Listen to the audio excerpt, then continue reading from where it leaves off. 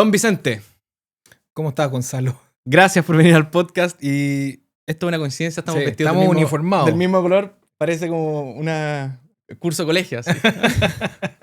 Gracias Vicente por venir al episodio 70 del Garage. No, gracias por invitarme. Feliz de venir acá. En un día tan caluroso de verano. Espero que no haga tanto calor acá adentro. Hemos hecho lo posible No, para que acá está muy como relativamente ventilado, ¿se dice? fresco, digamos. Fresco. Sí. Oye, Vicente, quería partir. Para la gente que no te conoce. Ujú. Vicente es sociólogo. Sí. ¿Cómo llegaste a eso? Estudié sociología porque me gustaba un poco de todo. Entonces me gustaba la historia, me gustaba la filosofía, me gustaban las matemáticas. Entonces encontré que era como la carrera que tenía un poco de todo y dije, ya, me voy a lanzar por acá. ¿Sociología tiene un mix de filosofía, matemática y literatura? Sí, y o sea, además, historia mucho, digamos, teoría social, Wow. mucha estadística. Así que... ¿Y cómo llegaste? Porque ya vamos a hablar de eso en profundidad más adelante, Ujú. pero ¿cómo llegaste a ser el director ejecutivo de la Fundación Emprender? Que cuando yo la conocí, le vamos a dar las gracias a María Jesús, que Sí. por esas razones y fuerza que nadie conoce el universo, nos conectó y por eso estamos acá. Pues, bueno. Sí. Llegué, partí, digamos, trabajando más en temas de dirección comercial. Estuve mucho tiempo trabajando en una consultora que se dedicaba a hacer cambios como estratégicos y culturales en áreas de venta. Después de ahí pasé a Salinas y Fabres, que vendía tractores, camiones, etcétera, en área de recursos humanos. Y de ahí salté a Fundación Emprender, pero ha sido todo básicamente como por contactos, por gente que uno va conociendo, etcétera. Pero siempre me gustó, sobre todo en verdad en toda la carrera, como trabajar con empresas y negocios como más tradicionales. Yo creo que eso siempre me ha gustado mucho. Como conocer empresas medianas, que son empresas comunes y corrientes, donde las historias de los negocios son muy choras. Muchas veces como sin el glamour, digamos, que uno ve en las redes sociales, Claro. pero que cuando las conocí son muy entretenidas y la gente vibra, digamos, con esos negocios. Y ha vivido toda su vida. Sí, y sus familias han crecido. Y sus familias han crecido con eso. Dentro y gracias a los negocios muchas veces. Sí, y son visiones de negocio también como muy distintas a lo que uno ve en el fondo como en la teoría, digamos, sobre todo en las redes sociales, que uno ve así como los tips para hacer empresas y qué sé yo, digamos. Aquí se veía de forma como bien distinta, te diría yo. Y muchas veces, creo yo, más eficiente, más efectivo en términos de negocio. ¿Y qué hacen particularmente en la fundación hoy día? Nosotros en la Fundación Emprender nos dedicamos a acompañar a empresarios pequeños y medianos como en las decisiones más estratégicas y lo hacemos a través de programas de peer learning o de aprendizaje entre pares. Entonces, básicamente lo que hacemos es conformar comunidades de empresarios que, guiados por un facilitador de la fundación, se reúnen una vez al mes, se llaman directorios colaborativos, y ahí en el fondo, en reuniones de mucha confidencialidad y confianza, van en el fondo exponiendo sus desafíos, problemáticas, y es como el grupo el que les da recomendaciones. Entonces son grupos que no tienen conflicto de interés entre ellos, entonces las recomendaciones que se dan son totalmente limpias, por así decirlo. No es la recomendación que te da un consultor o un asesor, sino que es la recomendación que te da un empresario igual a ti, desde otra perspectiva, que puede tener más años o estar en otro negocio, y quizás ha vivido lo que tú has vivido, o bien se pone rápidamente en tus zapatos porque es algo que podría estar viviendo, que podría vivir en el futuro. Entonces, y siempre al final, cuando se da la confianza y todos los temas que salen siempre son más personales que de negocio. O bien te das cuenta que los temas de negocio están anclados en un 80%, 90% en temas súper personales. Hay creo que te lo escuché decir en alguna cápsula de video, una frase bien bonita que era que se dieron cuenta que no había que separar al empresario de la persona. Exactamente. Y al parecer las decisiones de negocio son mucho más solucionables de lo que uno pensaría, pero siempre están ancladas a una arista personal del empresario que al final del día tienen que, para que llegue a puerto, todo tiene que conversar, tiene que ser coherente. Y ahí puede ser que estén los desafíos, ¿no? Sí, y que son cosas que en el fondo uno no te dais cuenta viendo, ponte tú, un modelo de negocio. Yo siempre pongo un ejemplo de un restaurante, que de hecho estuvo alguna vez en la Fundación Emprender hace muchos años, entiendo que ahora quebró en la pandemia, que es el Desayunador en Valparaíso, que era un restaurante que se dedicaba solamente a hacer desayuno, en el fondo. Y que le iba bastante bien. Buen nombre además. Sí, bueno, choro, era con mucha variedad, era entretenido el concepto y todo. Pero la señora que lo hizo porque ella quería tener un negocio que le permitiera tener las tardes libres para dedicarse a su familia. Qué bacán. Entonces dijo, ¿qué hago? Sé cocinar, hago una cuestión dedicada a los desayunos, porque tengo la tarde libre. Entonces, claro, si tú no tenías ese contexto y tú veías, no sé, el modelo de negocio, qué sé yo, tú le puedes decir, no, usted tiene que dar almuerzo y servir la hora del té, ¿cachai? Porque usted está pagando el arriendo por todo el día. Exactamente, pero en el fondo no te das cuenta que la persona detrás tiene una motivación distinta. Entonces, la recomendación que le estáis dando le va a entrar por una oreja y le va a salir por la otra. Porque no la conoces, no entiendes el contexto de ella, cuáles son sus motivaciones. Y eso pasa generalmente también en este tipo de empresas que tienen que conocerse personalmente para que tú puedas dar un buen consejo, una buena recomendación, porque lo que hay detrás... historias de vida también que uno no sabe. Eso es lo relevante, como que al final hay toda esta generación de empresarios más vieja escuela, digamos. Los negocios no los partieron necesariamente porque quería que les fuera bien en la vida o forrarse, era como para construir el estilo de vida que ellos se imaginaban o para resolverse problemas que ellos tenían en esa época. Ok, de todo. O sea, yo te diría que hay gente que nosotros atendemos, gente como bien diversa también socialmente, gente que ha partido muy de abajo, que le ha ido muy bien, gente que hoy día es segunda o tercera generación de empresas familiares, entonces en el fondo están relacionadas con la empresa, o que hicieron alguna empresa al alero de la familia. Entonces, en el fondo, naturalmente que las motivaciones, los problemas internos de autoestima, ego, qué sé yo, también son distintos dependiendo del contexto. Entonces, claro, si uno de repente partió en una situación como más acomodada, de repente tenéis como una sensación, un sentimiento de querer impregnar más de repente tu sello. Por ejemplo, se da mucho en las empresas familiares, las nuevas generaciones quieren mucho impregnar su sello, no quieren ser como administradores solamente de la empresa del papá o del abuelo, porque pucha, por un tema de ego también queréis impregnar algo, pues no queréis como solamente administrar lo que te llegó, sino que llevar esto a un nuevo nivel o cambiar algo, lo que sea, digamos. Por un tema de autoestima, y está súper bien, es súper legítimo. Versus alguien que parte de abajo que en el fondo yo no le quería hacer más cambio porque ya como que ya lo hiciste, ¿me entendió? ¿No? Entonces, que el 0-1 es otra máquina. Digamos. Exactamente. Es otro desarrollo. Es otro desarrollo. Entonces, esos contextos hay que entenderlos para saber dar las recomendaciones. Y de repente las cosas que te están trabando en una toma de decisión son cuestiones que tienen que ver con, oye, no sé, con algún familiar que tenía en la empresa, tiene algún problema con el socio, o qué sé yo, digamos, temas de distinto tipo. Entonces, es muy importante. O sea, nosotros cuando decimos que atendemos personas en vez de empresas, no es como una cuestión cliché, ¿cachai? Así como buena onda, sino que es una cuestión real. Porque cuando tomáis eso en serio, la recomendación que tú das a la persona y por ende a la empresa es mucho mejor. Pero la fundación facilita que se den estas recomendaciones en general, o hace programas en donde hay gente especialista que va a atacar ciertos temas.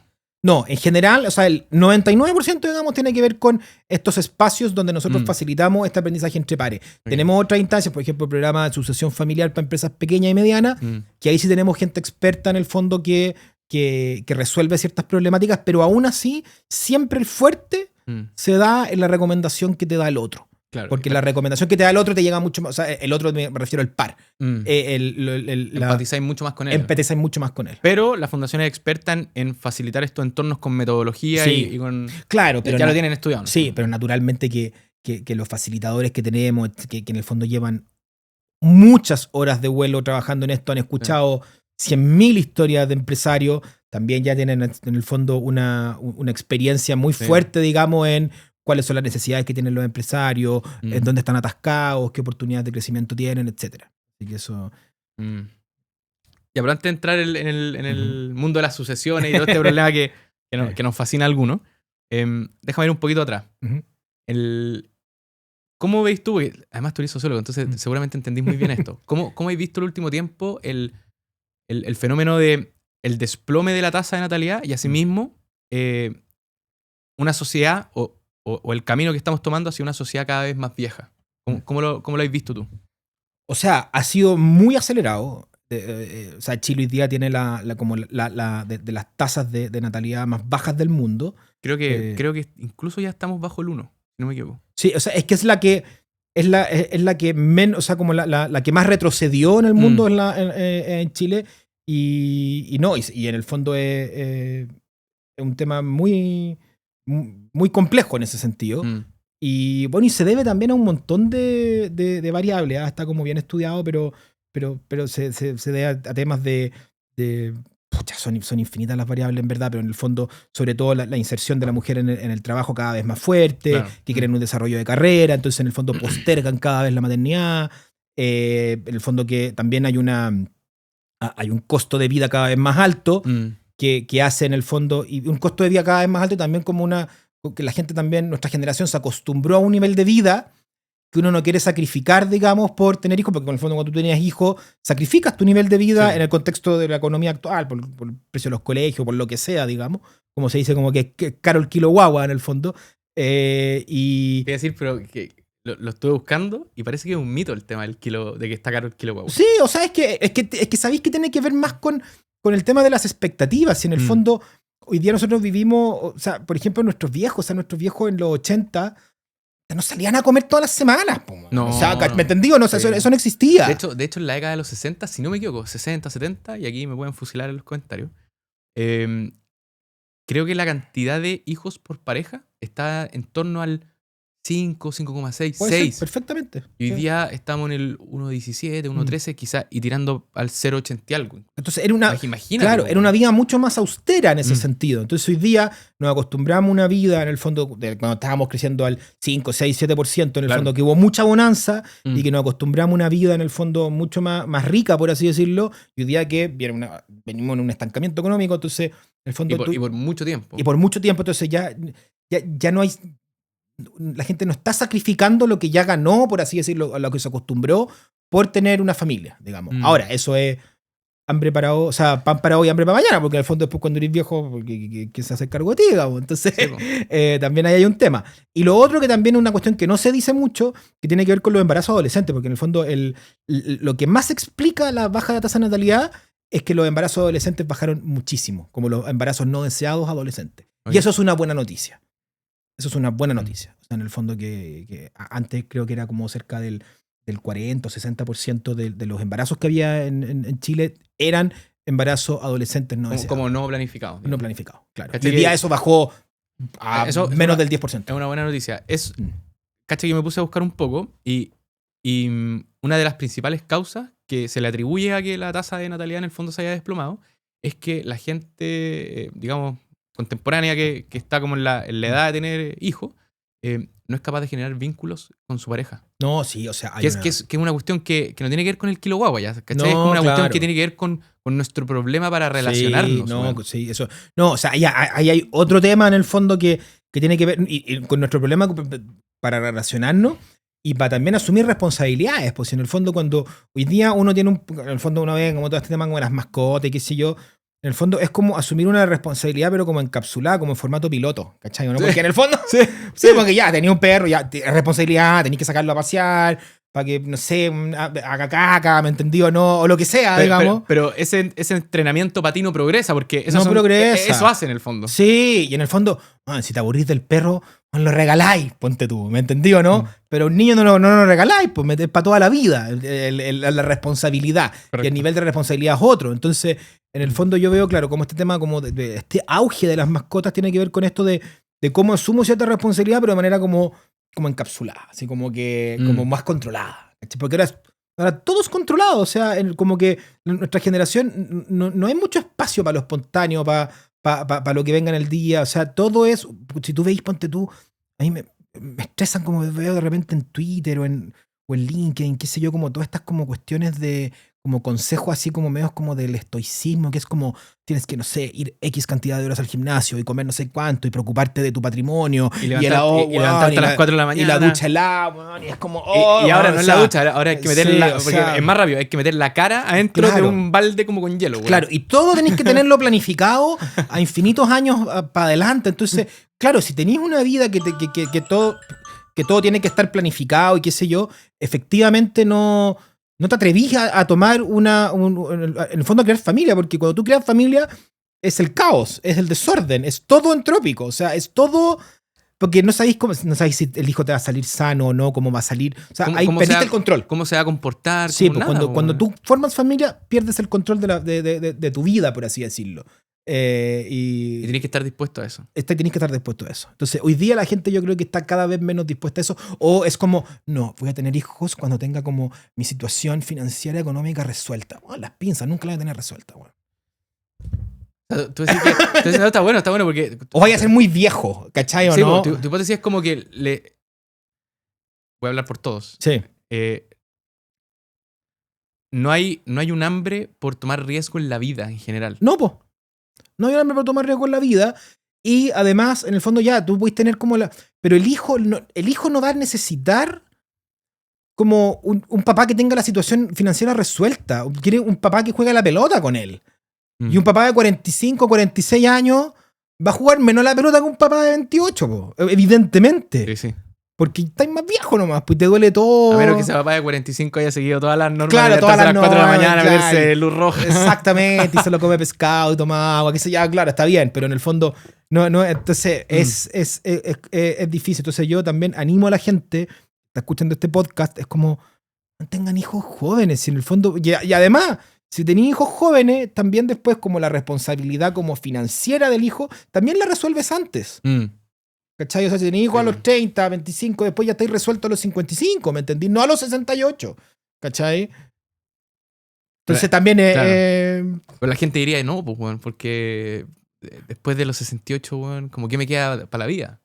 Pero es que también ese es un tema, porque en el fondo la gente como que siempre cree que tiene que hacer algo para empezar a vivir la vida después. No, tengo que lograr estas cosas para después empezar a vivir mi vida. No, pues si estoy viviendo la vida ahora, si te puedes morir mañana, ¿me entendió, no? Sí, ¿cómo que estás planificando ahora para recién empezar a vivir tu vida?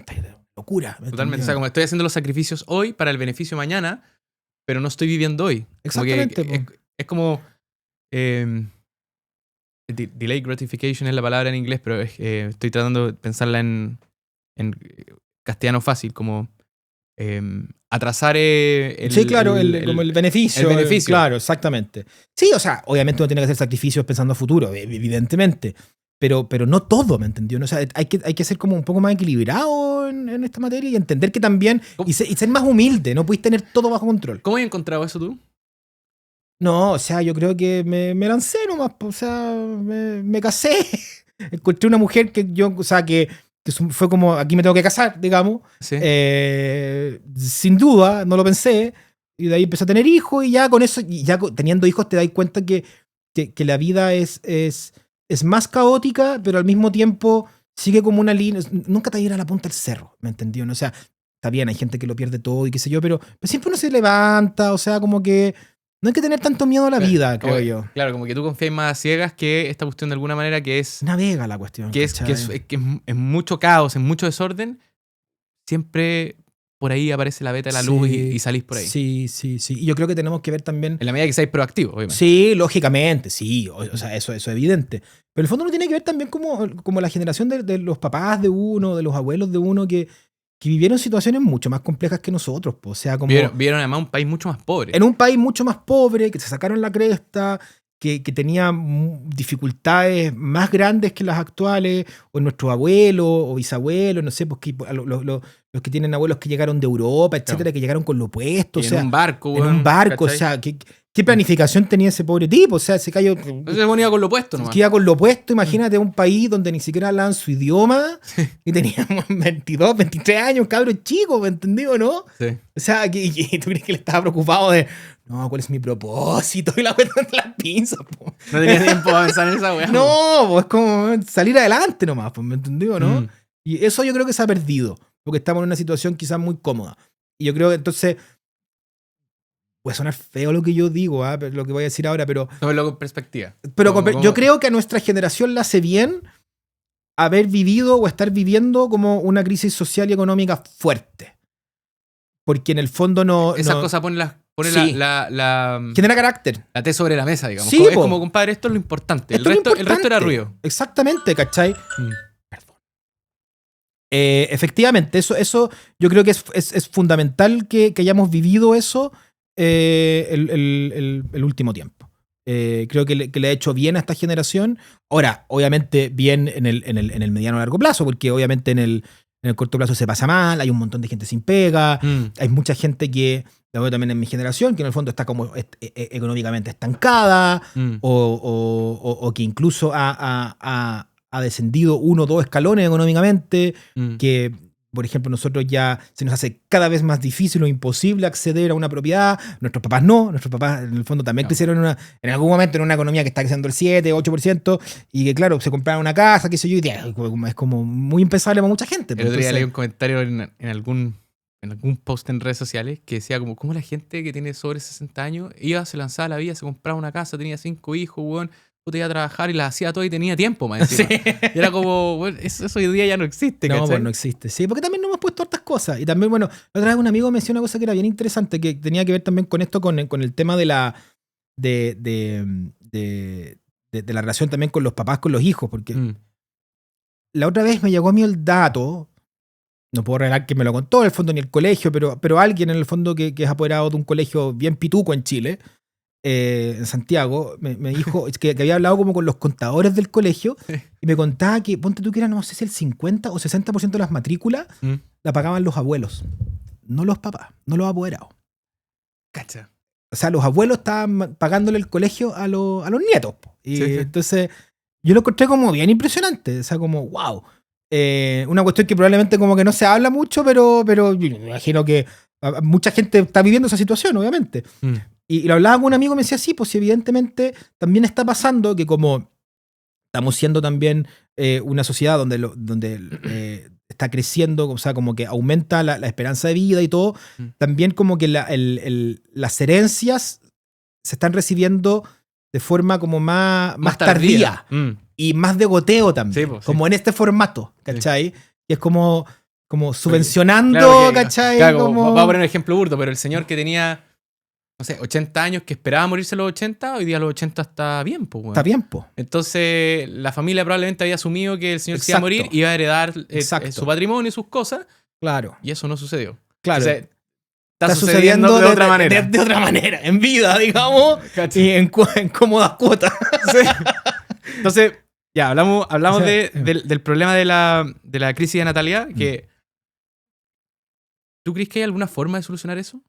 ¿Serán los incentivos económicos que hay que cambiar? ¿Será la forma en que nos relacionamos? ¿Que tiene que haber algún ajuste que podamos hacer para que la gente decida aventurarse de nuevo en la vida? Como, ¿qué visión tenéis respecto a una posible solución? Porque obviamente estamos en el lado del problema hoy día. Mira, yo entiendo que hay países que lo están haciendo. La otra vez leí que, ponte tú, Corea del Sur lo estaba haciendo con algunos incentivos, bonos, etcétera. Pero yo creo que tiene que ver con un tema cultural también. O sea, en el fondo, hasta hace poco, yo creo que cada vez menos, pero hasta hace poco también como el tema familia. O sea, cuando tú veis el ISAPRE, o sea, por ejemplo, un tema ya semántico. En el ISAPRE los niños se llaman cargas. O sea, ya ahí tenía un tema semántico que es como... La cagó que sí. Cargas, ¿cachai? ¿O no? Que es como una cuestión negativa, ¿me entendí? La carga es una cuestión negativa.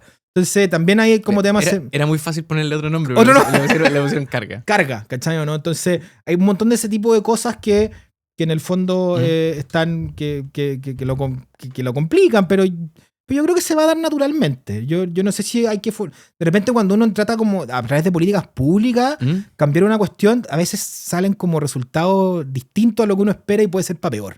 Entonces yo creo que tiene que ver más como con un tema cultural y también como de un reordenamiento sistémico. Si igual esta cuestión, las sociedades son como órganos biológicos. O sea, en el fondo también se autorregulan. Entonces, de alguna manera, esto va a empezar a cambiar de alguna manera. Pero, ¿sabes lo que me pasa con eso? Es que te la compro en sociedades que son bien grandes, ¿cachai? Como por ejemplo la China. Que, son 1.000 millones, ¿cachai? O sea, si decrecen a 800 millones, como que no va a pasar nada. No va a pasar nada tan terrible. Pero Chile es un grano de arena, pues, bueno. Sí, claro. ¿Cachai? O sea, no somos capaces de poblar todo el territorio. No, po. ¿Cachai? Como con ciudades bien establecidas. O sea, falta gente, ¿cachai? ¿Cómo lo hace una población que en el fondo va para atrás y que es poca? O sea, no tiendo a pensar que es una regulación natural, ¿me cachai? No, sí, pues es que en el fondo es triste decirlo, pero en el fondo, cuando una sociedad empieza como a decrecer en su población, es una sociedad que se está como marchitando, po. O sea, que es un órgano biológico que se está marchitando. Wow. En el fondo, si tú lo veis, ponte tú en una planta o en un animal, está muriendo, po. O sea, eso es. Está con menos vitalidad. Y eso es lo que está pasando hoy día. Y eso puede obedecer. Yo creo que obedece más como a temas más profundos, fíjate. Es como una sociedad que no se quiere reproducir, por así decirlo. Y eso es heavy, po. Que no se quiere reproducir. Sí, po. O sea, como en términos, si lo veis Sí, como desde sí, arriba, digamos. Sí, porque uno pensaría como ya, volvamos al mito del kilo guagua, que está muy caro, ¿cachai? Pero al parecer, profundamente no es eso, sino que es más, tiene que ver más con cómo estamos creando y consolidando esos vínculos entre las parejas, ¿cachai? Nadie va a quedar en la calle por tener un hijo más, o me entendido, ¿no? O sea, te las arregláis, o sea, en el fondo, claro, tenía una vida más sencilla en ciertos aspectos y podéis tener un hijo, o dos, o lo que sea, digamos. Pero no se está haciendo, pues. Entonces no se está sacrificando, no se están generando también relaciones, hay un tema también o sea, hay hartas variables, o sea, también hay estudios en el fondo que también hablan de bajas ponte tú de testosterona en los hombres, que no es menor, ¿cachai? Claro. ¿No? Eso no es menor, ¿cachai? Claro. O pareja, o cada vez también los jóvenes están teniendo menos relaciones sexuales, también, o sea, también tiene que ver con vínculos. Hay muchas cosas detrás. Sería aterrador que un día salga un estudio que diga que bueno, los videos en formato corto nos cagaron. Por ejemplo. Porque nos bajaron la testosterona Sí, y que no quisimos en el fondo pescar a nuestra pareja, literal. Exacto. Y tú veís, por ejemplo, también hoy día así como si uno se pone así como ya como en las teorías así como más como distópicas de ciencia ficción. Como si este podcast se transformara en el de Rogan. Claro, en el fondo, y uno ve de repente robots, ¿cachai? Que son como minas bonitas, ¿me entendió? Ex Máquina, po. Claro, o sea. Como la película. Claro, entonces, en el fondo, también hay un tema y de hecho en Estados Unidos se está dando. La otra vez escuchaba a un tipo, no me acuerdo, que era como así, bien. Así como incendiario, que era así como de extrema derecha en Estados Unidos, que como que defendía un poco esto como de la cuestión incel, como de no relacionarse con mujeres, de no tener relaciones sexuales, no sé, jugar videojuegos, etcétera. O sea, como una vida muy aislada y muy como de satisfacer como rápidamente como muy hedonista también, de satisfacer tus deseos como muy rápidamente. Y eso con la inteligencia artificial, con los robots y qué sé yo. Se va a amplificar lo más probable. O sea, está la posibilidad de que se amplifique, pero también está la posibilidad de que todas esas cosas también hagan que sea más deseable vivir una vida como más comunitaria, más de relacionamiento, porque vamos a perder tanto eso que se va a volver también más un lujo. Po. Y cuando se vuelve un lujo, se vuelve moda y de nuevo para el otro lado, ¿cachai? Claro. Entonces, es difícil saber qué va a pasar. Vámonos para el otro lado, vámonos al envejecimiento. Estuve investigando un poco y para el 2050 está estimado que 1 de cada 3 chilenos va a ser mayores de edad. O sea, y si a eso lo juntas con que no hay natalidad, quiere decir que en un país de 24 años más, que estamos todos aquí mismo, o sea, los que están escuchando el podcast, lo más probable, nosotros dos estamos acá, es un país donde no hay gente joven. No. Y fue muy rápido, ese fue el tema, fue muy rápido. Fue muy rápido, o sea. Y esa cuestión puede llegar a tener implicancia desde el punto de vista de las pensiones, porque las pensiones se sustentan con una base trabajadora de gente joven. Pues, exactamente, sí. O sea, no, a ver, obviamente la gente va a empezar a trabajar, o sea, va a seguir trabajando hasta mayor, digamos. O sea, no era actual porque es capitalización individual, pero. No, claro, pero en el fondo no tampoco es sostenible que una persona esté 30 años en el fondo jubilado y, no sé, 40 años como trabajador activo. O sea, proporcionalmente no tiene mucho sentido tampoco. O sea, como económicamente no puede tener 40 años trabajador y 30 años pensionado. No. Porque además va a pasar que nosotros vamos a llegar al 2050, lo más probable. Y la expectativa de vida no van a ser 80. Por eso te digo, o sea, claro. Van a ser como 120, 150, 200 quizás. Y quizás hayamos resuelto, perdón. Claro. Quizás lo dije acá alguna vez en un episodio, pero quizás ya se haya resuelto el dilema de la muerte, incluso. Entonces, bueno. Sí. No, por eso, o sea, no tiene sentido que tú partas trabajando, o sea, a los 25, por decirte un ejemplo, hasta los 65 y tenés 40 años y después de los 65 hasta los 95 pensionado. No, pues. O sea, no, es que imposible. No dan los números. O sea, además nunca llegó la herencia por goteo. Exacto, y aparte que tampoco, o sea, también la persona tiene una cuestión una necesidad de sentirse útil. Sí. Si también hay una cuestión de que el trabajo enriquece en el sentido de que es rico hacer cosas. Sí. ¿Me entendió? ¿No? Y que te funcione. Y sentirte útil. O sea, sentirse inútil es una cuestión muy penca. O sea, sobre todo como en la gente mayor, cuando se empiezan a sentir inútiles, es terrible. Yo creo que mucha gente lo que quiere es como sentir, obviamente con una retribución económica, evidentemente, pues si hay que pagar las cuentas, qué sé yo, pero sobre todo sentirse útil. Si en el fondo la gente que está desempleada, obviamente que hay una cuestión y buscando pega y que no encuentra pega, que no la llaman, obviamente hay un urgimiento por el tema de las cuentas, por el tema económico, pero sobre todo lo que te pega en el autoestima es que te sientes inútil. Como que nadie siente, que crees que nadie ve en ti el valor que tú puedes entregar. Exactamente. Y eso es lo peor que le puede... O sea, no sé si es lo peor que le puede pasar a una persona, pero en esta materia... Yo te diría que eso duele más que el tema económico. El tema económico... Sí, al tema económico hoy día tenemos el mejor psicólogo de todos los tiempos, que el abogado Iván González, que dice, ¿puedes vivir con eso? ¿Lo has visto? No. Bueno, es genial. Va a llegar al nivel de toalla, como Camilo Vaga. Seguramente, pero bueno, es genial. Pero sí, efectivamente, yo creo que el sentirse útil es la clave. Pues. Sí, totalmente.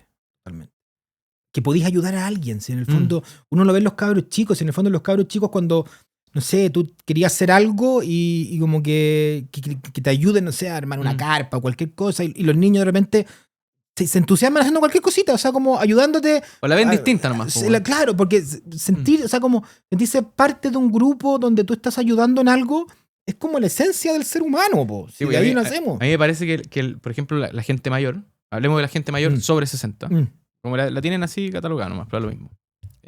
Tienen mucha experiencia que aportar, o sea, sería genial que toda la gente que tenga sobre 60 años se siente en todos los podcasts posibles, para que cuenten todas sus historias de vida, para que quede documentado, para que la gente joven que le gusta consumir este formato, puta, la escuchen, ¿cachai? Y ahí voy a crear como un puente entre generaciones. Entre generaciones y sobre todo también, o sea, yo lo veo mucho en la Fundación Emprender, o sea, hoy, por ejemplo, el año pasado nos dimos cuenta, los últimos 2 años yo te diría que nosotros siempre vamos midiendo en el fondo, como en los directorios colaborativos, los empresarios empiezan, dicen espontáneamente cuáles son los desafíos que están teniendo. Y sus inquietudes, probablemente. Y sus inquietudes, o sea, no son encuestas, sino que en el fondo son cosas que uno puede medir porque es como lo que espontáneamente te dicen.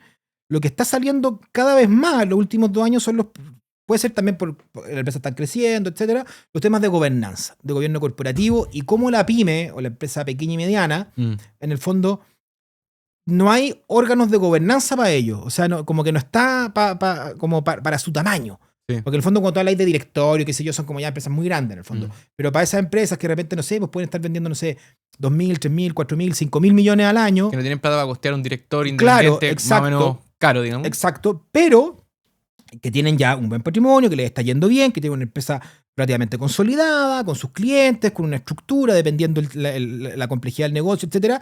De todas maneras son empresarios que están súper solos, súper solos. Nosotros resolvemos de alguna manera esa soledad, pero en el fondo hay algunos que requieren más que eso. Y es como, chuta, me gustaría tener 2, 3 gallos con los cuales conversar constantemente, que estén sentados en mi empresa. Y esos que tú dices, mayores de 65 años, hoy día puede que estén en nada, pero que tienen mucha experiencia, son los ideales para ser en el fondo quizás no directores, porque hoy día los directorios tienen una complejidad en el fondo legal y un montón de cosas. Pero asesores. Asesores, lo que sea, digamos, pero en el fondo bien estructurado para asesorar a esta empresa y todos ganan. Y todos ganan. El tema es que yo creo que ¿sabes lo que me pasa con la gente mayor? Que lo veo en mi abuelo, por ejemplo, y con la gente que converso, que no saben cómo conectarse. ¿En qué sentido? Leen el diario, por ejemplo. Ya, claro. Y no están tan actualizados sobre la discusión más del día a día, ¿cachai? Como que están constantemente leyendo las noticias, tú, ¿cachai? Que aparecen en ciertos formatos y eso es. Sí. Pero no saben, por ejemplo, que existe una fundación Emprender. No saben, por ejemplo, que existen y se practican estos sistemas de peer learning. Claro. ¿Cachai? Sí. Probablemente no están al día, no tienen cómo informarse. Sí.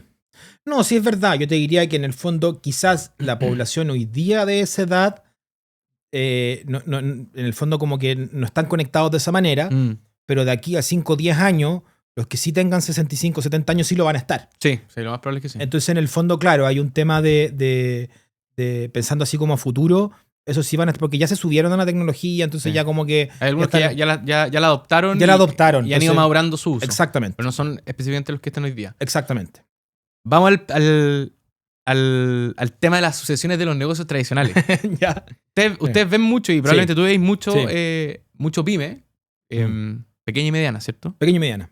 Que efectivamente fue lo que conversamos la primera vez que nos juntamos, porque el tipo creó su negocio, su familia se educó gracias al negocio, desarrolló su vida gracias al negocio, y hoy día está llegando a una etapa en que mira hacia atrás y dice, o quizá no se lo ha planteado, porque cierto están las casuísticas que alguna vez conversamos, y dice, chuta, tengo 65, tengo 63, tengo 70, bueno, no sé. Mis hijos tienen otros intereses, porque si los tienen, hace la sucesión interna, ¿cierto? Claro. Pero la gran mayoría, o sea, la estadística dice que la segunda generación no siempre hace la sucesión, y ya la tercera, la probabilidad de sucesión es muy baja, ¿cierto? Para acá vino cuarta generación, que es muy improbable, pero existen. Y estos empresarios dicen, bueno, ¿cómo lo hago para yo seguir con mi vida? Y por favor desarrolla esta parte de cómo la identidad está atada a los negocios y al cómo se ve el empresario frente a la sociedad, ¿cierto? Sin que la empresa, ¿cómo sigo mi vida sin que la empresa me siga? ¿Qué habéis visto que se puede hacer hoy día? ¿En qué está como... Estamos en un punto pivotal en que hay muchas empresas que están efectivamente en esta etapa que pueden decir, ¿sabéis qué? Quizás puede ser un momento interesante para evaluar vender, ¿cachai? Y buscar un sucesor que más joven, que quiera meterse en la empresa, ¿cachai? No, de todas maneras, o sea, se da mucho hoy día que las generaciones, las segundas generaciones no están interesadas en el negocio del papá, porque muchas veces son como te decía, negocios como ferreteros, ¿me entendió? ¿No? Que les va súper bien, pero que son cero interesantes para las nuevas generaciones, lo encuentran fome, lo encuentran poco taquillero, no tengo idea, con poco glamour y prefieren, no sé, irse a trabajar a Unilever o irse fuera de Chile, no tengo idea que seguir ese tema. Pero ahora, en el fondo, pueden no estar interesados en el negocio, pero que no te quepa duda que todos están interesados en el patrimonio del papá. O sea, una cosa es el negocio y otra cosa son las lucas. Y ahí, en el fondo, y ahí también los papás pueden tener un gancho, en el fondo, para poder educar a esta nueva generación y yo te diría que el problema que hay es que muchas veces tratan como de engancharlos con el negocio, pero el papá, si es que quiere como garantizar una buena, que puede resultar o no resultar, una buena sucesión, es tratar de educar a sus hijos en ser empresarios, porque eso ya es distinto. O sea, en el fondo, los hijos no quieren necesariamente, como te decía al principio, administrar la empresa del papá. Ser como, entre comillas, un mero administrador, sino que quieren ponerle un sello, qué sé yo. Y lo que yo he visto que son sucesiones exitosas son cuando los papás se dan cuenta de esto y los hijos también, y en el fondo los hijos crean una empresa, un negocio al alero del negocio del papá, que puede tener cierta relación, que ocupa el canal de venta, que ocupa cierta estructura, pero que tenga que ver más con los intereses del hijo. De repente muchas veces relacionados con, no sé, temas de reciclaje, economía circular o lo que sea, digamos, más digitales, etcétera, que tengan como más interés con la... Es como que le crece una rama nueva al árbol, exacto, el tronco se mantiene y de repente puede ser que esa rama tire tronco para abajo nomás y ya se independiza. Entonces lo que une ahí a las dos generaciones es como el instinto empresarial, el gen empresarial, más que la empresa en particular. La empresa puede morir, da lo mismo. ¿Me entendió, no? Si lo importante, estoy hablando desde la perspectiva de la familia. Correcto. Es que en el fondo la primera generación le inculca, digamos, como esta cuestión de ser independiente a las nuevas generaciones. Pero desde el otro lado, que tú me decís, en el fondo, oye, ¿qué pasa con estas empresas que como que nadie quiere heredar o que nadie se quiere hacer cargo, etcétera? Y que muchas veces son también como el otro hijo del papá, digamos, porque le metió muchas horas y qué sé yo. Y su identidad está muy atada a eso. Y su identidad está muy atada a eso. Efectivamente, ahí también hay oportunidades de poder trabajar eso. Yo entiendo que, bueno, en Europa se está dando mucho eso de compras de empresas familiares. Hoy día acá muy incipiente, pero yo creo que ahí hay un negocio súper interesante, pero también lo que hablábamos antes, o sea, hay una cuestión también sentimental por parte de la persona que fundó la empresa y no solamente económica. Entonces, de que trascienda lo que tú hiciste con sus valores. Alguien que tenga las motivaciones correctas. Exactamente. Que tenga el hambre y que tenga la situación, digamos, que diga, oye, este gallo hay una probabilidad buena de que este gallo de verdad se esté jugando su pellejo y su oportunidad en esto, ¿cachai? Claro, porque en el fondo también hay en el fondo siempre las empresas, sobre todo son relaciones. O sea, en el fondo, cuando tú tenías una empresa que le ha ido bien, generalmente se da la relación con los proveedores. Con los clientes. Con la misma gente que trabaja dentro de la empresa. Exactamente. O sea, una empresa exitosa a mí no me cabe duda que detrás de una empresa exitosa que le ha ido bien, que se ha mantenido en el tiempo, que tiene buenos números. Hay cosas que son difíciles de transferir. Claro, que son relaciones muy buenas. Relaciones de, oye, no, este gallo, llevo 20 años con este gallo que es mi cliente y se conocen y toda la cuestión. Y son amigos al final. Sí. O sea, terminan siendo amigos de la gente. Entonces, esa cuestión no es llegar y reemplazarla. ¿Me entendí? Y eso hay que... Muchas veces, claro, se va y uno dice, bueno, pero es que las empresas no deberían depender tanto de la persona. Pero es que dependen de la persona. Las empresas son personas. Son personas, o sea, dependen de las personas. O sea, no son entes abstractos, ¿me entendió? ¿No? Son relaciones personales. Son relaciones personales. ¿Cuáles son, en algún minuto creo que lo conversamos, como las casuísticas, por así decirlo, que tienen identificado cuando un dueño de negocio está como en esta situación, pero como que no sabe para dónde ir? ¿En qué sentido? O por ejemplo, un dueño de una pyme que vende, no sé, 3.000 millones, tiene 2 hijos, los hijos no le interesa el negocio, aún no se da la conversación entre ellos, porque hay veces que sí se dio y como ya tiene clara la película, avanza y da vuelta a la página. Por ejemplo, una es esa, el dueño no ha conversado con su familia. La otra es el dueño conversó con su familia y sabe que no tiene alternativa, por ejemplo. Claro. Porque los hijos le dijeron, ya papá, me da lo mismo, ¿cachai? Pero puede ser que por detrás les da lo mismo el negocio, pero no les da lo mismo lo que había dicho, claro, que el patrimonio. Sí, exactamente. Entonces, no, ahí lo más sano en el fondo y lo que y también tenéis los casos que, por ejemplo, la familia está conflictuada porque hay más de una familia. Sí, pues los yernos, la nuera. Y los que opinan. ¿Cachai? Sí, no, o sea, siempre los problemas son los mismos. Así, una cuestión así impresionante. Es un proceso o es no sé si un duelo, no me atrevería a llamarlo así, pero es un proceso que el dueño lo vive más o menos solo y lo tiene que vivir con mucha confidencialidad porque en el fondo, como tú dijiste, no le puede contar esto a personas que no sean de su confianza, porque puede ser que lo escuche el proveedor o puede ser que lo escuche el cliente y ahí se complican. Sí, no, de todas maneras, y también está metida la mamá y la mamá cuida a los hijos y también está metida en el negocio, entonces hay todo un tema ahí, pues, o sea, si en el fondo es súper complejo. Es súper complejo y naturalmente ahí tienen que asesorarse con expertos en esta cuestión y el error que que generalmente se lleva a cabo es que parten hablando con los abogados. ¿Ese es un error clásico? Sí, un error clásico. Okay. Partir hablando con los abogados. Porque los abogados no tienen esta sensibilidad, o sea, no es su área, digamos, de dominio, digamos, la sensibilidad en las relaciones familiares.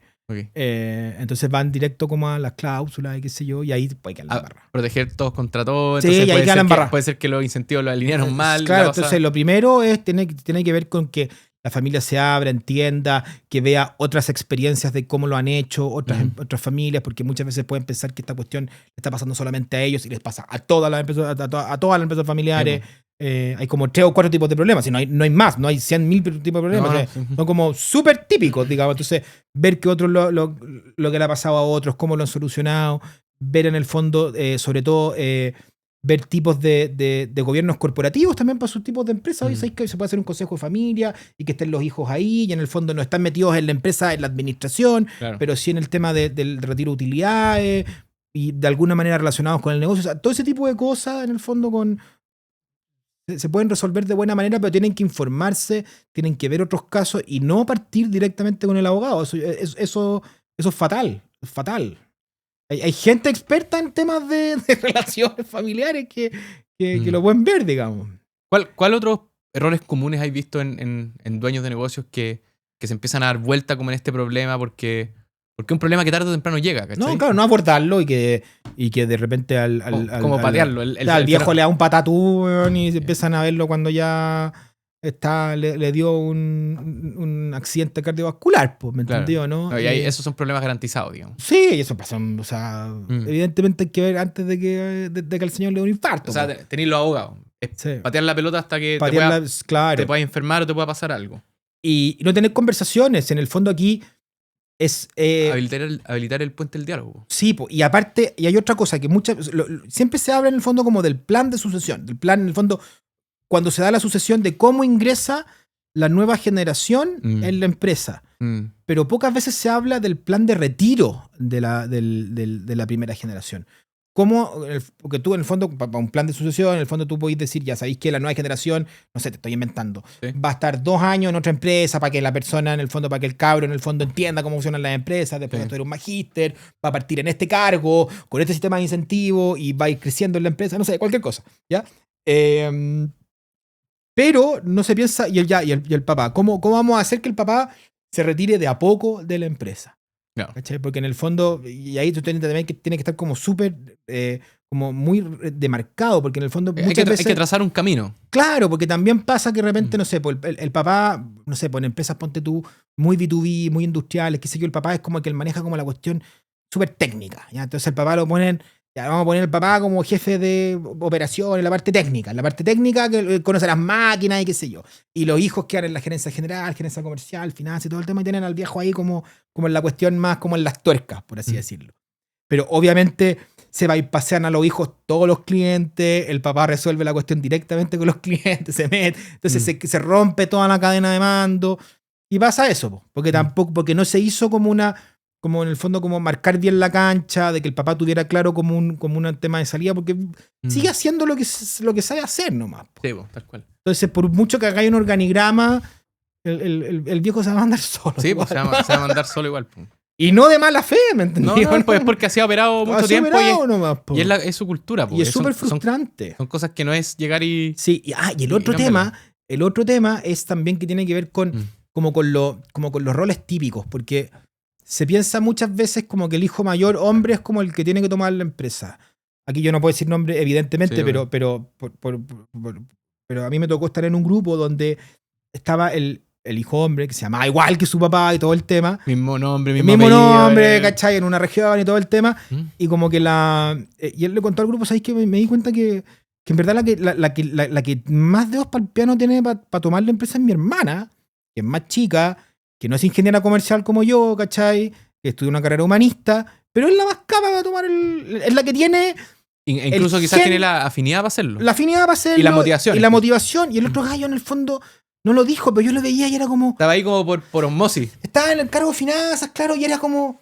Yo creo que se moría de susto tomar la gerencia general y la dirección de la empresa porque no tenía la personalidad, ¿me entendió, no? O sea, no tenía la personalidad. Entonces también... eso es súper importante y hay que ser generoso también en la familia, eso de, oye, ¿quién es la persona que, por ejemplo, en El Padrino? Pues en El Padrino se ve como claramente en el fondo que como que no sé si has visto El Padrino. Puta, la vi, pero hace mucho tiempo. Ya, claro, que estaba como el hijo mayor, que era Santino, que era como el más impetuoso, qué sé yo, que me parece, este compadre no puede tomar esta cuestión porque bajar la embarrada en la familia. Entonces, la toma finalmente el hijo menor por distintas razones, pero en el fondo como no asumir que el hijo mayor, hombre, el que la tiene que tomar, o el que sea el ingeniero comercial, etcétera, sino que el que tiene los dedos para el piano, para el tema. Y que calcen también con las expectativas, porque también hay gente que no quiere ser gerente general y el líder de la empresa. Porque es más responsabilidad, porque no quiere estar ahí, ¿no? No quiere estar ahí nomás, pues es súper legítimo. Sí, oye, son un montón de cachos también, pues, ¿me entendí? Sí, ¿no? ¿Sabes quién es su sano juicio? Claro, que tú eres responsable de todos los problemas. Sí, pues por eso, pues me entendió, ¿no? Entonces, sí, claro, y de repente por ego uno puede decir, no, o sea, es que es como charcha decir que no quiero ser el gerente general. Pero ¿sabéis que de repente si uno tiene como humildad y sinceridad, y yo creo que te sacáis una mochila encima. Quiero estar aquí nomás. Y es válido. Y es válido, y también, de nuevo, yendo a la cuestión. Y de repente la zona de confort es bacán. ¿Por qué esta cuestión? No, que hay que salir de la zona de confort. ¿Por qué hay que salir de la zona de confort? O sea, el que quiera que salga de la zona de confort, pero si alguien encuentra una zona de confort, ¿cuál es el problema que se quede en la zona de confort? Es súper legítimo, po. Qué mejor que, o sea, exquisito encontrar una zona de confort y quedarse ahí, ¿o no? ¿Cuál es el problema? Ahora, ¿hay visto que...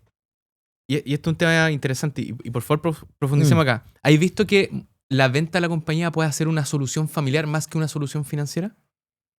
Sí, yo creo que sí. Que logre que en el fondo lo conversamos alguna vez, que te lo dibujé, creo, espero bien, que en el fondo está este patrimonio acá, ¿cierto? Sí. La familia no se quiere hacer cargo de esto, pero ese patrimonio de alguna manera hay que transferirlo y tiene que seguir existiendo. Por lo tanto, si una empresa, o sea, si una persona viene, o una empresa viene y compra esta compañía, en el fondo se ordena el patrimonio aguas arriba con la familia. Exacto. Y el activo que venía haciendo la empresa pasa a manos de otra persona. Exacto. Y esta gente que estaba acá, que no se quiere hacer cargo de la empresa, quedan ordenados para una vida posterior, ¿cachai? Sí. Y no están con la cabeza como en el segundo plano pensando todo el rato, oye, la empresa, el papá está ahí, weón, o la mamá está ahí. Es que muchas veces la empresa es... Nosotros estamos como más lejos. Sí, pues weón. causa de conflicto. Por eso te digo. Y sobre todo los como solución papás... familiar. Sí, pues los papás lo que no quieren, y esto lo escuché hace nada, en el fondo fue como, oye, yo no quiero que me... O sea, si mi hijo se van a pelear por 2 chauchas, yo cierro la empresa. Así, literal. Sí, po. O sea... Ahora, 2 chauchas, depende en el fondo de la familia que significan 2 chauchas, digamos, pero, Tal cual, pero la gente se peleaba por eso, po. Y aunque no lo creáis, la gente se pelea por mucho menos de lo que tú pensás. Sí, pues, se pelea, sí, Por mucho menos de lo que tú piensas. Totalmente. Entonces, para muchos, en el fondo, como jerarcas familiares, evidentemente lo que no quieren, sobre todo que ya están como en el retiro y qué sé yo, o sea, entre que sus hijos, hijas estén peleados y la empresa andando bien, o versus, en el fondo, olvidarse de la empresa y resolver el tema familiar y todos tranquilos y qué sé yo, van a elegir la segunda opción, absolutamente. Entonces, en el fondo, si los hijos no están ni ahí con la empresa, qué sé yo, o sea, la opción de que se pueda, en el fondo, de que alguien pueda adquirir la empresa y que sea beneficioso económicamente para la familia y que, en el fondo, y el legado de alguna manera se mantenga. ¿Son conscientes o estamos en una cultura en que los dueños de negocios están conscientes de esto? Yo creo que sí. Y dos, cómo ellos encuentran lugares de confianza en donde puedan buscar a estos potenciales sucesores. Yo creo que ese es el puente que no... Sí, que como yo que creo todavía que no está bien sí, construido. yo creo que están conscientes absolutamente, y dónde se pueden encontrar lugares de confianza, no sé. No sé. Ahí me pillaste. Porque en general, lo que yo he visto es que empiezan a preguntar en su círculo cercano. Sí, claro. En su círculo de empresarios, amigos, Sí, po. en su círculo, Sí, po. de repente, no sé, con la gente que se juntan a recrearse en otra cosa. Sí. Y es como que, oye, ¿cómo haría yo esto? Y como que parten muy sutilmente, como prospectando a ver qué pasa, cómo está el entorno. Pero muchas veces la solución viene de un desconocido. Po. Sí, claro. La Sí, pregunta es cómo buscar a un desconocido, porque nosotros vivimos una cultura en que la gente no vende las empresas como vende los autos en Chilautos, ¿cachai? No, po, y andar con el cartel se vende es como mal visto, ¿cachai? Es mal visto, sí. Yo encuentro que no está bien, pero así funciona, digamos, ¿cachai? Así es. Entonces, la pregunta es cómo ese dueño logra encontrar una persona que pueda ser su sucesor. Yo creo que ahí está el desafío. Yo Porque- creo que porque ahí hay un- un espacio. Porque ahí hay un sucesor espacio proactivo sí lo va a encontrar, Sí, claro. lo más probable, Sí, sí, sí. pero no al revés. Sí, pero puede ser que lo encuentre, pero no sé si sea como su prioridad, ¿me cachai? Entonces, ese es como el tema. Entonces, efectivamente, yo creo que ahí hay una oportunidad de negocio y una oportunidad que cae de cajón también como a nivel social. Pues sí, de hecho, lo hablábamos nosotros antes. En el fondo, como tú sabes y dices muy bien, en el fondo, la tasa de éxito de una empresa que es adquirida en este contexto es mucho más alta Que hacer un emprendimiento de cero. que hacer un emprendimiento de cero. Sí. Tenemos una población que se está envejeciendo, tenemos una importante masa, digamos, porcentaje de empresas que son familiares. Entonces, naturalmente, así como viéndolo socialmente, es muy sano que estas empresas, mejor que mueran, que desaparezcan, que en el fondo sean adquiridas por gente que quiera, en el fondo, emprender en un formato que pueda ser como más seguro, por así decirlo. O sea, es socialmente, porque además hay más eficiente. También porque hay valor socioeconómico que Sí, no se perdería, ¿cachai? Porque No se cuando uno parte una empresa de cero, en general parte uno solo Sí, o uno con su socio, y sobre eso va a ir creciendo y va a ir Exacto. contratando gente. Aquí hay gente que está en estas empresas y que en el fondo el riesgo es el riesgo del dueño, que el dueño quiera bajar la Exactamente. cortina. Y por lo tanto tú Exacto. tenías empresas de 20, 30, 50 personas, 60 personas, 70 personas, que están ahí, o sea, en el fondo no... O sea, claro, entonces esa empresa va a morir Y todas esas personas se van a tener que recolocar en alguna otra parte. en ¿cachai? alguna otra parte y van a ser desde cero otra empresa que va a ser más o menos lo mismo que la que murió. Y hay todo un tema de aprendizaje, El Valle de la Muerte. O sea, todo. Entonces, en el fondo, es menos eficiente en términos sociales. Totalmente. Entonces, esa cuestión, efectivamente. Se rompen cadenas de valor completas. Completa. Proveedores, clientes. Entonces, efectivamente, claro, si tú lo ves desde ese punto de vista, es cierto que debería haber como una solución como a nivel social, no sé si desde el gobierno o desde otra iniciativa que se dedique un poco a esto, a conectar, digamos, a estos dos mundos y ayudar en esta transición, porque, o sea, económicamente sería muy positivo. Y aparte, y además, el que lo adquiere también llega con otra energía, pues llega con otras pilas, digamos, y probablemente la empresa también crezca La o gente se desarrolle en los primeros años fuertemente, porque son empresas que también muchas veces están en el fondo ya como con una inercia y que necesitan en el fondo también nuevos aires. Esta cuestión es así, pues, evidentemente. ¿Qué tendría que pasar para que no nos pase lo que le pasó a Japón? Que a Japón se le pasó la vieja, como dicen por ahí. Que ya hay portales, creo que en Japón, no estoy equivocado, ya hay portales en que los dueños están sacando fotos al lado de como su empresa, como pidiendo que un sucesor venga a tocarle la puerta. Además, los japoneses tienen todo un tema como que se desacoplan un poco el ego. Es que yo creo que vamos para allá, pero no es malo tampoco. ¿Por qué va a ser malo que lo hagan? Es que esa es una señal ya cuando ya empieza a ser más sistémico, que primero hay un problema grave. Sí, claro. Pero hay una sociedad muy envejecida y segundo ya hay desesperación nomás. Po. Claro, pero se está viendo la solución, que es esta, digamos, que quizás no es tan glamurosa que salga ahí así como con un cartelito, por favor, cómprame, digamos, pero bueno, como afuera de tu lavaseco, pero se está dando, se está dando. No sé si en Chile vaya a haber una solución de ese tipo, porque somos como más pudorosos, digamos, claro, en ese sentido. Pero no, yo creo que, o sea, yo te diría que ahí hay un espacio de negocio. Hay un espacio de negocio claro. Y en el fondo conectar a estos dos mundos. Absolutamente. Y yo creo que cada vez va a ser más grande esa. Yo no tengo bien estudiado estadísticamente. Tengo unas nociones, pero debería ser la pega. Pero tiendo a pensar que en los próximos 5 o 10 años esta cuestión va a ser un problema relevante. Sí.